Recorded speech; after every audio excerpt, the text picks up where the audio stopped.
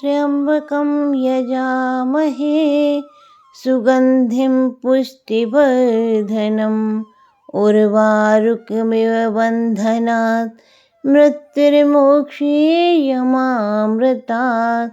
आप सभी को मेरा प्रणाम। आज मैं आपको राजा भर्तहरि की कथा सुनाने जा रही हूँ।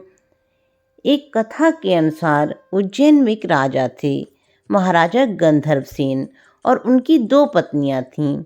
एक पत्नी से उन्हें पुत्र विक्रमादित्य और दूसरी पत्नी के पुत्र भर्तहरि थे।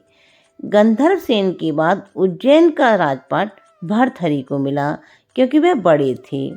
राजा भर्तहरि की 2 पत्नियां थीं, लेकिन उन्होंने तीसरा विवाह किया और उनकी पत्नी का नाम था पिंगला। कहा जाता है कि पिंगला बहुत सुंदर थी और उनकी सुंदरता को देखकर राजा राजकाज के कामों को भी अनदेखा कर देते थे और अपनी पत्नी को रिझाने की हर संभव कोशिश करते रहते थे। कहा जाता है कि पत्नी पिंगला राजा से न प्यार करके कोतवाल से प्यार करती थी। एक बार की बात है कि उज्जैन में उस समय एक तपस्वी गुरु गोरखनाथ आए।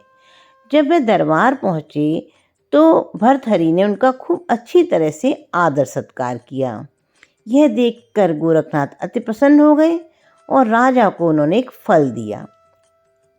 इसके साथ ही इस फल को खाने से वे सदैव जवान बने रहेंगे, यह भी कहा। इस फल को राजा ने पिंगला को दे दिया, लेकिन पिंगला ने वह फल खुद नहीं खाया, बल्कि अपने प्रेमी कोतवाल को दे दिया। कोतवाल एक राजनर्तकी से प्यार करता था और उसने चमत्कारी फल उसे दे दिया ताकि राजनर्तकी सदैव जवान और सुंदर बनी रहे। ऐसे में राजनर्तकी ने फल लेने के बाद सोचा कि अगर वह फल खा लेगी तो हमेशा जवान और सुंदर रहेगी। ऐसे में उसे यह कार्य हमेशा करना होगा। इसलिए उसने सोचा कि इस फल की सबसे ज़्यादा ज़रूरत राजा भर्तहरि को है, जिससे वह सदैव जवान और सुंदर बने रहें और अपनी प्रजा का हमेशा ख्याल रखें। यह सोचकर राजनर्तकी ने चमत्कारी फल राजा को दे दिया। जैसे ही राजा ने उस फल को देखा तो वह अचंभित हो गए। तब राजा ने नर्तकी से पूछा कि यह फल उसे कहाँ से प्राप्त हुआ। नर्तकी ने बताया कि यह फल उसे कोतवाल ने दिया है। राजा ने कोतवाल को बुलवा लिया। कोतवाल ने बताया कि यह फल उसे रानी पिंगला ने दिया है। उसके बाद राजा को पूरी सच्चाई के बारे में पता चल गया। वह समझ गए कि उनकी तीसरी पत्नी पिंगला उन्हें धोखा दे रही थी।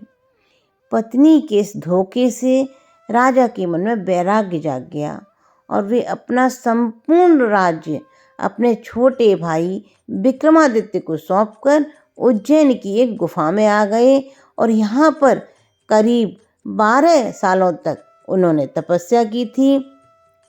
राजा भर्तहरि की 12 वर्षों की कठोर तपस्या को देखकर देवराज इंद्र भी भयभीत हो गए। इंद्र ने सोचा कि भर्तहरि वरदान पाकर स्वर्ग पर आक्रमण करेंगे। इस कारण उन्होंने उनकी तपस्या भंग करने के लिए भर्तहरि पर एक विशाल पत्थर गिरा दिया।